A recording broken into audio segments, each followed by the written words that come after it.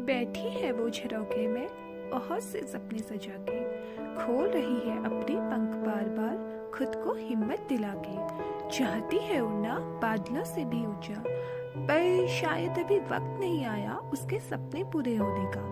उमंगों व आशाओं से भरी आंखों में ऊंचाई को पाने की एक ललक है।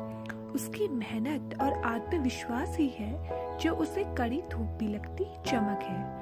धैर्य उसका अडिग है इतना कि वो घड़ी जरूर आएगी जब वो छोटी सी चिड़िया पूरे आसमान का चक्कर लगाएगी।